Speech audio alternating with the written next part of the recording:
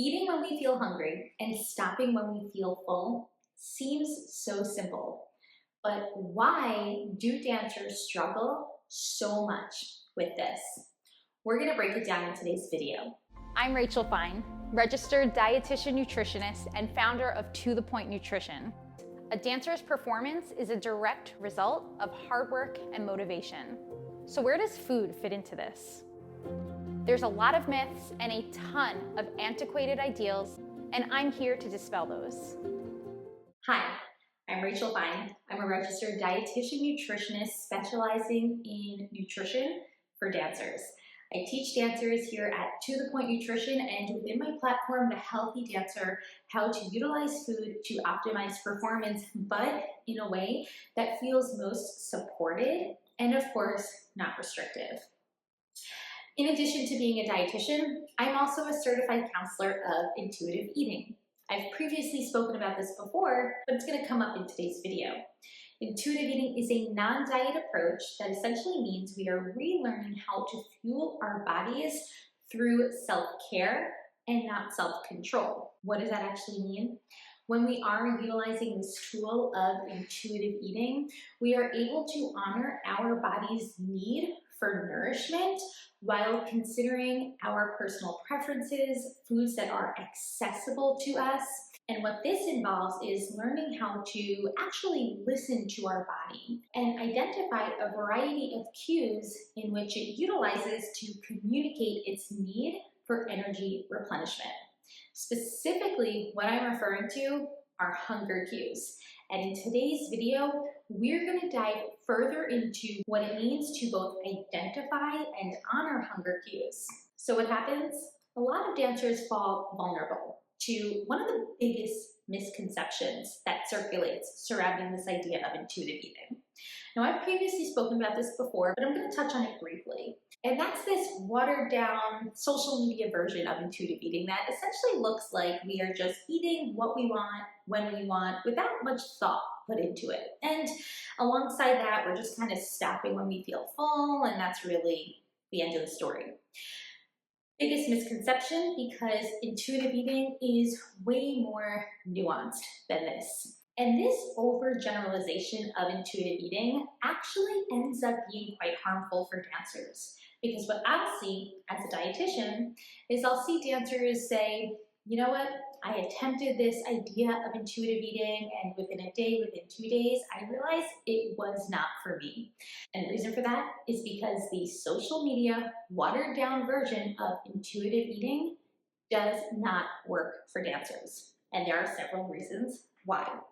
Though dancers have a unique sense of body attunement, especially spatial awareness, and even just the inner workings of how their bodies move throughout the studio and throughout choreography, when it comes to body attunement in the form of hunger cues, things go a little bit awry.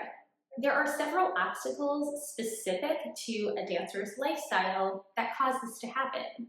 A few of the most common that I see amongst dancers who will come work with me are busy and active schedules. So essentially when you are navigating a super busy schedule and when that schedule involves a higher level of physical activity, it's more likely that your hunger cues throughout the day are going to go unnoticed. But that's not all. Given the unfortunate truths about so much in regard to food and body ideals in the dance world, dancers are also more vulnerable to picking up messages from dancer diet culture that basically dictate what they quote unquote should and shouldn't be eating. So when we have these physiological reasons for hunger cues to go unnoticed, and then we have all of these messages telling us what we should and should not do around food, it results in dancers really coming out of tune with their hunger cues and knowing when and how to both identify them and honor them. And what eventually happens when we ignore hunger cues or let hunger cues kind of just go unnoticed? We risk the physiological consequences of underfueling, like relative energy deficiency in sport, but we also risk a challenged relationship with food, where dancers will start to experience appetite dysregulation and certain behaviors that result from that. So examples might include behaviors like mindless eating, maybe turning to food during times of emotional distress, and what dancers might also consider to be overeating or binge eating. In other words, eating to a point past physical comfort. So I want you to take a moment to think about either yourself in your youngest years, or perhaps you have a family member or a friend with a child, a cousin, whoever it might be. I know I've got young ones at home, and it's always so fascinating to watch them eat because they are naturally intuitive. Whether it's a plate of cookies, whether it's a plate of veggies, whatever it might be, most children who haven't yet been exposed to diet-related messaging are able to communicate when they're feeling hungry. I mean, think about it, a baby crying when they're hungry. And stop eating when they feel full, even when there's food still left on the plate. I want you to think about your day-to-day now and take a bit of a self-reflection. Do you experience hunger cues that ebb and flow throughout your day? And when you are actually eating, how is the experience for you when it comes to honoring fullness cues? Do you struggle with that? Do you find yourself more often than not eating to a point past physical comfort? There's no judgment in your answers. I'm simply asking you to explore. Explore and consider all of these questions, but without judgment. This is how we're going to identify where you're at in regard to intervening upon how we can better improve your body attunement at mealtimes. So now that you've compared those younger years to perhaps where you're at now, I want you to start to think about when this shift occurred. Usually, as we age, that ability to notice early signs of hunger, and we'll talk about what that is soon, starts to diminish. Now, I've mentioned why, but I'm just going to repeat why. That's mainly because of all of the external messaging that we experience from diet culture. Essentially those messages that tell us to eat more of foods XYZ or eat less of foods ABC. The bottom line, as adults, we are often disconnected from these cues, and where my work comes in as both a dietitian and a certified counselor of intuitive eating is to help you regain the ability to reconnect to your cues of hunger and fullness. In order to make this work a little bit easier, it helps to identify the different types of hunger that we can experience on any given day. Yeah, you heard that right. There are many types of hunger. Actually, there's 5 specific types of hunger that I want to focus on in today's video. We're going to brush up on all of them, but if you need more assistance, just head over to my blog because that's where I really break it down. So first is the most obvious, and this is physical or biological hunger. These are those obvious hunger cues that are also the first to go missing for dancers. They can be hunger pangs, stomach discomfort, a grumbling tummy, even lightheadedness and a headache. The way your body communicates physical and biological hunger is truly very unique, and actually within the Healthy Dancer, we work through a ton of activities to help you identify how your specific body communicates those to you. But then we have this other type of hunger cue, and that's called rebound hunger. Rebound hunger is extreme hunger. It's when you've likely gone too long without having a meal or a snack refuel, and now you feel hangry. Rebound hunger makes it really difficult to eventually listen to fullness cues. The body's main priority when it's experiencing rebound hunger is to make up for a previous calorie deficit. So mindful eating techniques basically go out the window when we're experiencing rebound hunger. Practical hunger is the third hunger cue, and this one is super important for dancers. It also tends to be the most confusing one. Unlike the other two that I just mentioned, practical hunger involves eating in response to a flexible schedule. So in other words, you are taking into account your schedule and fueling your body no matter what your physical hunger cues might be in order to set yourself up and decrease the vulnerability to experiencing that rebound extreme hunger. So the reason why I said this is one of the most important hunger cues for dancers is because, as mentioned earlier, most dancers naturally experience diminished hunger cues during their busiest and most active days. These are the days where prioritizing practical hunger is most important. So you might not necessarily be experiencing physical hunger cues when it's time to eat. And that's really important because having that meal or snack, despite experiencing those physical hunger cues, could be what helps to support your energy levels for an upcoming 3-hour performance or 2-hour rehearsal, whatever it might be. I've previously broken down the importance of flexible meal planning and one of the biggest tenets of the healthy dancer, proactive fueling. All of these techniques are rooted in honoring practical hunger. And if you feel like this might be a challenge point for you, that's where you're going to want to reach out because we can work together to really formulate that supported plan. But let's move on to the last two types of hunger cues. Emotional hunger comes next, and this is eating in response to a heightened emotional trigger. Now, I've previously spoken about that culturally constructed view of emotional eating and how in my work with dancers in the Healthy Dancer is to rather reclaim ourselves as emotional eaters.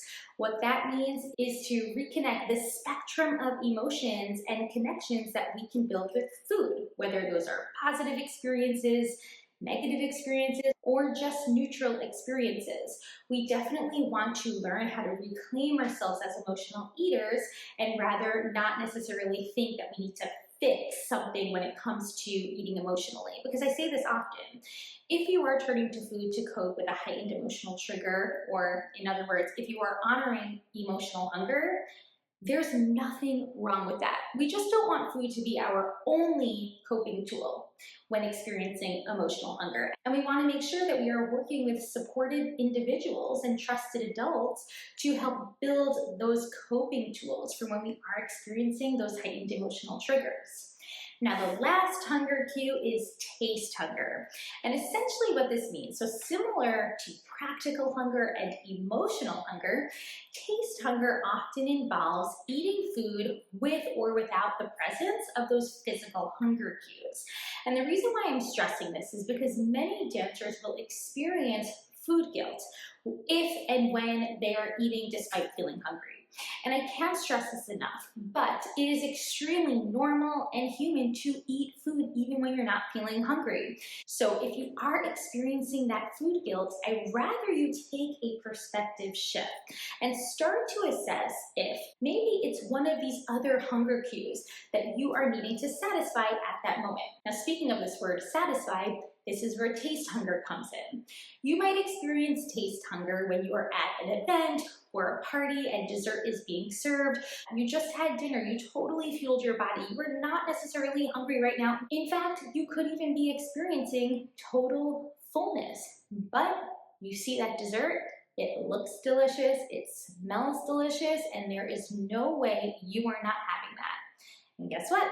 Even as a dietitian, I say have it and enjoy it because that's honoring taste hunger. Now with taste hunger, of course, this is where mindful eating techniques can come in and better set us up to enjoy these various foods without leaving us feeling physically uncomfortable, like eating past that physical level of fullness. So your stimulus to eat at this time is simply the presence of food. It's not necessarily any physical hunger cue.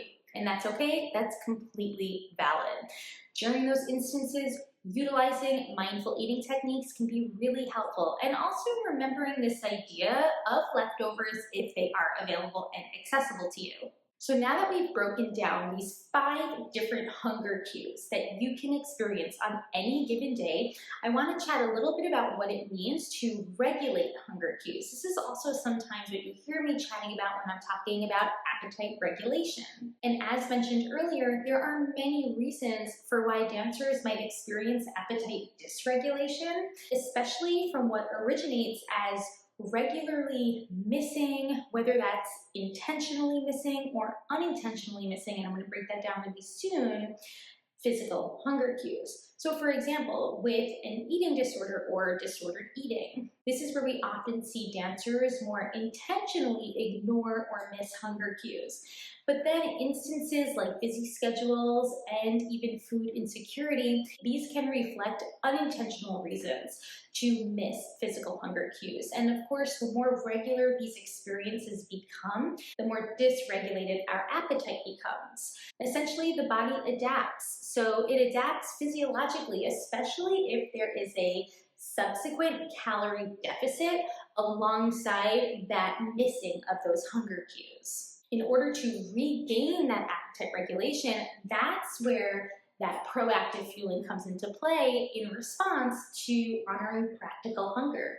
So eating consistently throughout your day, foods that are accessible to you, it's going to be super, super important. And if you feel that your appetite dysregulation is more related to disordered eating behaviors that often are rooted in diet culture and even wellness culture messaging, well, this is where we're going to want to work on unraveling a lot of those beliefs and relearning some more supportive ones. And working with a registered dietitian nutritionist, such as my program, The Healthy Dancer, is highly encouraged. Another important aspect when we are learning how to navigate the various different hunger cues throughout our day, once you've become seasoned in identifying the different hunger cues, we want to talk about the idea of prioritizing certain hunger cues over others at various times. So what I mean by this is that it might not always be practical for dancers to necessarily expect themselves to rely solely on physical hunger cues. In fact, this is what we see with that social media watered down version of intuitive eating. And when a dancer is attempting to just fuel their body on physical hunger cues, what we often will see are either the spiraling of disordered eating habits or the experiences of rebound hunger, those extreme feelings of hunger. Let's just say later in the evening when you're home and you're relaxing, you might even experience this spike in hunger cues on your days off from dancing. Again, we don't want to feel judgmental about these experiences. We want to take note of them and prioritize what they're communicating to us, which is the need for nourishment. In those instances of rebound hunger, that's where making up for that previous calorie deficit with a boost in your meal and snack intake is super important. But in order to stay ahead of the game, prioritizing practical hunger on your busiest days can be very, very helpful. So what I often say for a dancer who is not currently in treatment for an eating disorder and is spending time away from the studio, what we can do is prioritize those more innate cues of physical hunger. But when a dancer is navigating a busy dance day, this is where we want to prioritize practical hunger. And in doing this work, we now turn to our hunger fullness scale. So this is a super helpful tool. And here's a simplified version of the one that I utilize with my dancers in the Healthy Dancer program. Now the goal, as you're moving throughout your day, try to aim for the middle of this scale. The extremes tend to be experienced upon appetite dysregulation. So that rebound hunger and then making up for that calorie deficit and then feeling like you're eating past the point of physical comfort. We really want to aim for the middle here. So ideally in the 5 to 7 range on the hunger fullness scale. And this scale can be super helpful for you as you are navigating through your meals and even in exposure work around breaking certain food rules. So my recommendation to you is to head over to my blog, dancenutrition.com, print yourself a copy of the Hunger Fullness Scale. In fact, I even have a free guide for you to utilize and benefit from. And then this will help in your work as you are learning how to identify those various different types of hunger cues and how you are then implementing that behavior throughout your day. I hope you found this video super helpful. I really wanted to break down the several different types of hunger cues that dancers can experience on any given day. Once you have a better understanding of these cues, then you can go about your day identifying the various intentions behind eating and whether or not it's time for you to prioritize a more proactive intention to your eating, such as with that practical hunger cue. Do me a favor, give this a like, give me a subscribe, and reach out if you have any additional questions. I will talk to you soon.